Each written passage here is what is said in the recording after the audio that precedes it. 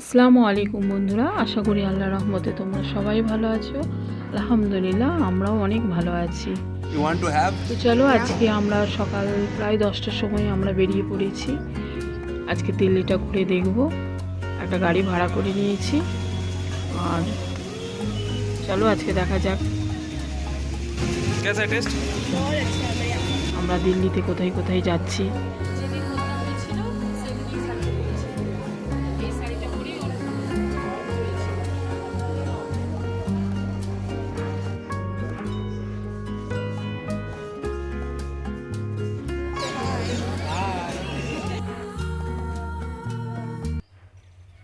আমরা খুব সকালবেলায় উঠে পড়েছি।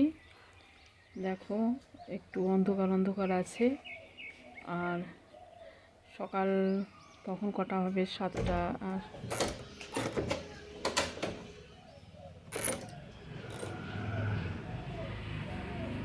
তো চলো তোমাদের একটু হোটেলের নিচেটা একটু দেখিয়ে দিই। এখন প্রায় 7টা, 7:30 বাজছে। তো আমরা সকালবেলায় একটু ব্রেকফাস্ট করে নিয়েই আমরা তাড়াতাড়ি রেডি হয়ে যাব।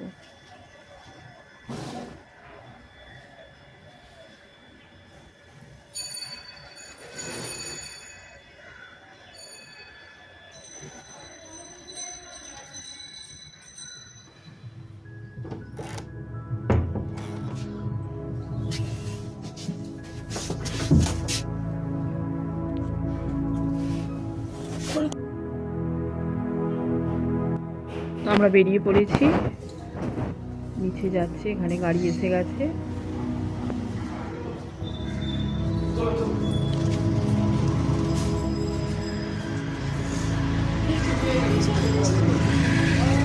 अंकल सॉरी लेट हो गया थोड़ा।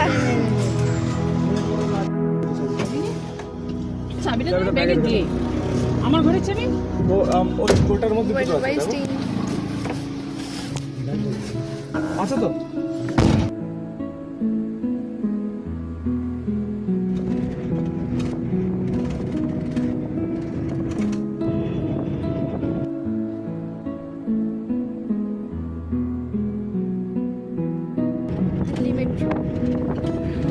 দিল্লির রাস্তাঘাট তো আমাদের চেনা জানা নেই, তো জানি না আমরা প্রথমে কোথায় যাব।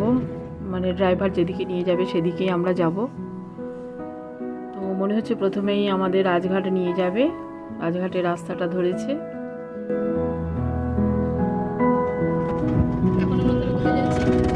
राजघाट আগে রাজঘাটটা ঘুরে নিই।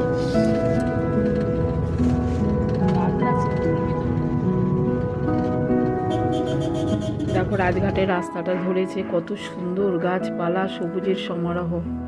আমরা জানি রাজঘাট মানেই এখানে গান্ধীজি, ইন্দিরা গান্ধী, রাজীব গান্ধীর সমাধিস্থল।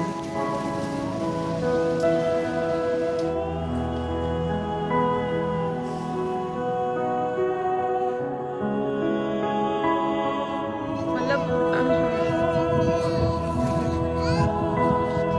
राजघाट गांधी समाधि।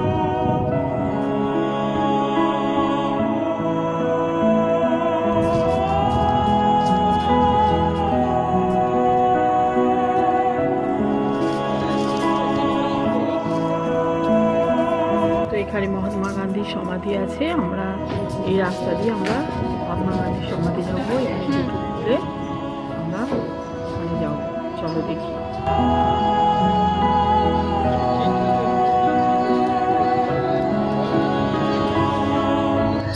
যে বলছে এই আগুনটা সারাদিন রাত জ্বলে। এই আগুনটা সারা দিন রাত জ্বলে? এটা খালি এটা শুধু গান্ধীজিরই সমাধি? হ্যাঁ, এটা গান্ধীজির সমাধি। এই হচ্ছে মহাত্মা গান্ধীর সমাধি। এখানে একটা বাতি জ্বলছে, ক্যামেরাতে আমি ঠিক ধরতে পারছি না, আগুন টাইপের জ্বলা দেখাচ্ছে। এটা নাকি 24 ঘন্টা এখানে জ্বলে।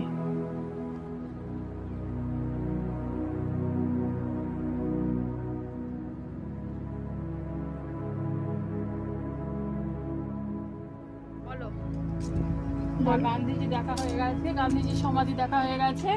এবারে যাচ্ছি আমরা ইন্দিরা গান্ধীর সমাধি। যখন আমরা আমি যখন ক্লাস 4-এ পড়ি, তখন 1984 সাল, তখন ইন্দিরা গান্ধী মারা গেলেন, মেরে দেয়া হয়েছিল। তো তখন আমরা খুবই ছোট, মানে তখন থেকে আমাদের খুব মানে দুঃখ পেয়েছিলাম। আর 7 দিন তখন ছুটি ছিল, 7 দিন ছুটি দিয়েছিল। আর 7 দিনে আমাদের স্কুল থেকে শোক পালন করতে হয়েছিল। আর গোটা গ্রাম চারিদিক সব স্কুলের ছেলে মেয়েরা মিলে আমরা সবাই শোক পালন করতে বেরিয়েছিলাম। তো আজকে এতদিন পর, এত বছর পর আমাদের মানে তার সমাধি দেখার সৌভাগ্য হয়েছে। আমরা তার সমাধি দেখতে যাচ্ছি সবাই মিলে। রাজীব গান্ধী সমাধি।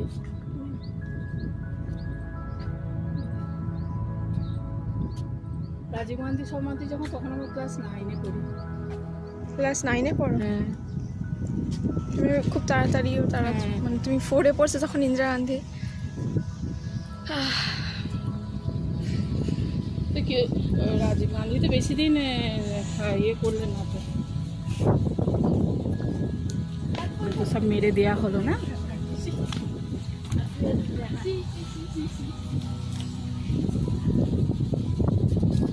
শাসন করে তুলি এক ভারত, স্বাধীনতার যার গর্ব, স্বাধীনতা রক্ষায় যে শক্তিশালী, কৃষি শিল্প প্রযুক্তিতে যে সবল, স্বনির্ভর অগ্রণী, জাতি ধর্ম অঞ্চলের সীমা অতিক্রম করে ঘনিষ্ঠ বন্ধনে আবদ্ধ, দারিদ্র্য এবং সামাজিক ও অর্থনৈতিক অসাম্যের শৃঙ্খল ও শুধু। রাজীব গান্ধীর উক্তি, এগুলো সব রাজীব গান্ধীর উক্তি। বিভিন্ন ভাষায় লেখা আছে, বিভিন্ন ভাষায় লেখা আছে সব রাজীব গান্ধী। বাংলা তো কত সুন্দর করে লেখেছে। চলো মা চলো, কিসে লিখেছে? প্রতিটা ল্যাঙ্গুয়েজে লেখা আছে। আঞ্চলিক হ্যাঁ। ভাষায় লেখা আছে। রাজীব গান্ধীর সমাধি, এটা রাজীব গান্ধীর সমাধি। আচ্ছা আজও না জুতো পরে আছি আমরা।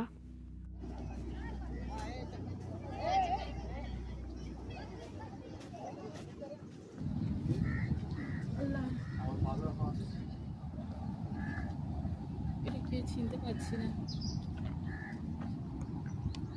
রাজীব গান্ধী, রাজীব গান্ধী। হ্যাঁ, এই তো রাজীব গান্ধী।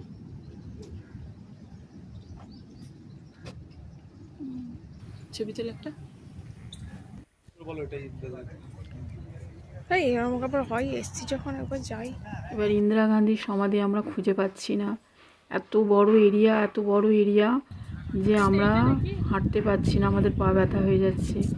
তো এত সুন্দর, এত নিরিবিলি শান্ত জায়গা। আচ্ছা, আমরা ওই গেটটা থেকে ঢুকেছি তো, ওই জন্য অত তুমিও করছো? এই যে আমাদের দেশের ফার্স্ট প্রধানমন্ত্রী, মহিলা প্রধানমন্ত্রী শ্রীমতী ইন্দিরা গান্ধী। চলো এক মিনিট দেখি। এটাই প্রথমে ভেবেছিলাম, এমনি ভালো করে ছবিটা তুলে, কিন্তু না, এটা নয়, আর একটু যেতে হবে এদিকে। এই যে আমরা যাচ্ছি ইন্দিরা গান্ধীর সমাধি। খুব সুন্দর লাগছে, একদম নিঝুম নিরালায় শান্তিতে আছে।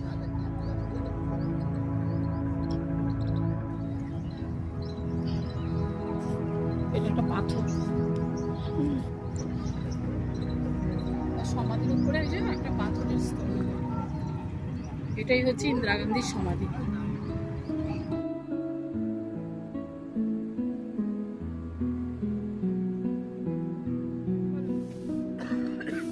আমাদের মোটামুটি সব ঘোরা হয়ে গেছে। সারাদিন ঘুরলেও শেষ হবে না, এত বড় এরিয়া।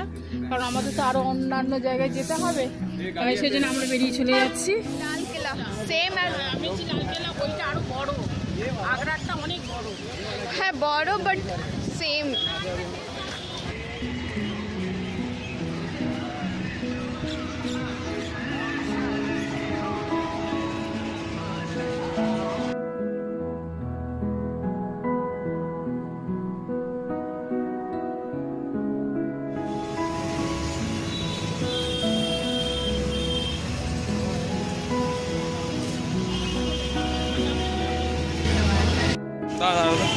দেখা দেখা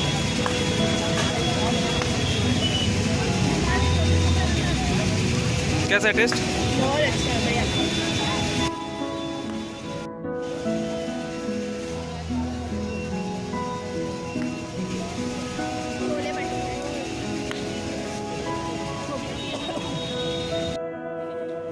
খাওয়া দাওয়া সেরে যাওয়ার পথে দেখছি সামনেই চাঁদনি মার্কেট, তো ওখানে একটু গেলাম, সামান্য কিছু একটা দুটো কেনাকাটা হলো।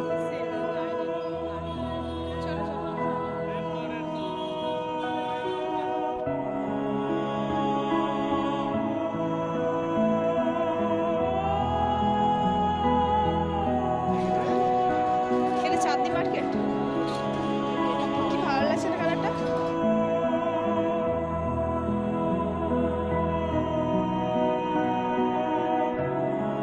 এবার যাব আমরা পার্লামেন্ট হাউস, রাষ্ট্রপতি ভবন, এগুলো তো ভিতরে ঢুকতে দেয়নি। এই গাড়িতেই এক সাইডে দাঁড়িয়ে একটুখানি দেখে নিতে বললো, ওখানে ভিতরে মানে প্রবেশ করতে দেবে না, তাই এখানে দাঁড়িয়ে একটু ভিডিও করে নিলাম।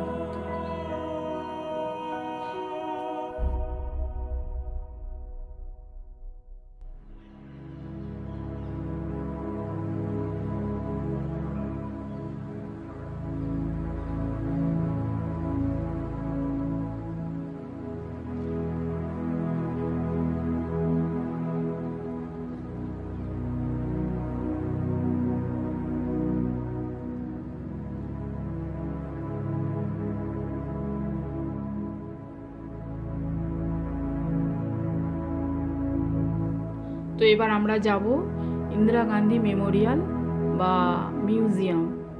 তো ওনাদের মৃত্যুর পর আমরা অনেক আগেই একটা পেপারে পড়েছিলাম যে প্রিয়াঙ্কা গান্ধীর উদ্যোগে আর কি ওনাদের সমস্ত স্মৃতিগুলো এই মিউজিয়ামে রাখা হয়েছিল। তো এতগুলো বছর পর আমার মাথা থেকে একদম সরে গিয়েছিল। তো যাক, ড্রাইভার সাহেব আমাদের এখানে নিয়ে এসেছে, তো আমার এগুলো সব মনে পড়ে গেল। এখানে তাদের স্মৃতি, ফটো এবং কিছু মানে সব ব্যবহারের জিনিস এখানে রাখা আছে।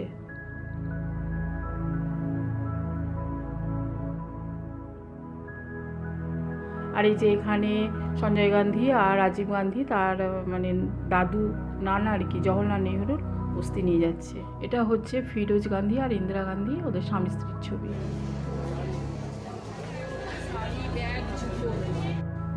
আর এটাই হলো ইন্দিরা গান্ধীর শেষ পরনের শাড়ি, জুতো ও ব্যাগ। এই শাড়ি পরেই ওনার হত্যা হয়েছিল। এবার আসছি ইন্দিরাজির পার্সোনাল রুম যেটাকে বলা হয়। এখানে তার ড্রেসিং টেবিল আছে, শাড়ি আছে যেগুলো সাদা কাপড় দিয়ে ঢাকা আছে, উল কাটা আছে, ইভেন তার টেবিল ল্যাম্প, কার্পেট, জুতো, খড়ম, কার্পেট। এই জায়গাটা থেকে না আমরা সরতে পারছিলাম না, এতই এগুলো তরতাজাভাবে সাজানো আছে। এটা ওনার অফিস, কত বুকস আছে সেলফে রাখা। এবার আমরা রাজীব গান্ধীর সেকশনে এলাম।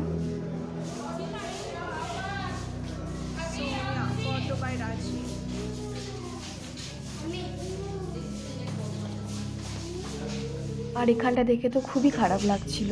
এটাকে কি বলা যায়, ড্রেসের টুকরো এটা। তাকে তো বম ব্লাস্ট করে হত্যা করা হয়েছিল। তো যেটুকু পাওয়া গেছে জুতো, মোজা আর তার ড্রেসের কিছুটা অংশ ছিল। আর এটা হলো ডাইনিং টেবিল। এসব দেখে আমাদের মনটা সত্যি খারাপ হয়ে গেছে। তবে এবার এখান থেকে আমাদের চলে যেতে হবে। এবার যাব আমরা কুতুব মিনার দেখতে।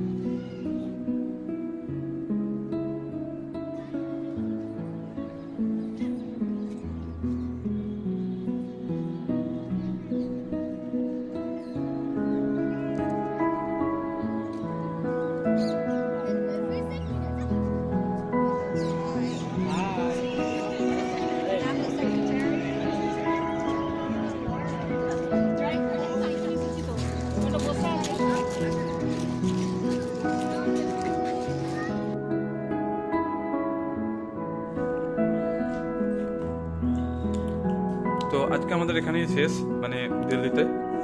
তো last dinner with my family, পরিবারের সাথে, যেখানে রুমালি রুটি খাওয়া হয়ে গেছে। তারপর মনে পড়েছে যে ভিডিও করা হয়নি। অ্যান্ড এখন ফ্রাইড রাইস, রুমালি রুটি সব ছিল। ঠিক আছে, তো দিল্লি ঘোরা মোটামুটি শেষ হয়ে গেল। ইনশাল্লাহ কাল সকালেই আমরা বেরিয়ে যাব জয়পুর। তো তোমরা দেখতে থাকবে আমাদের ভিডিওগুলো। আল্লাহ হাফেজ, আসসালামু আলাইকুম ওয়া রাহমাতুল্লাহি ওয়া বারাকাতুহু।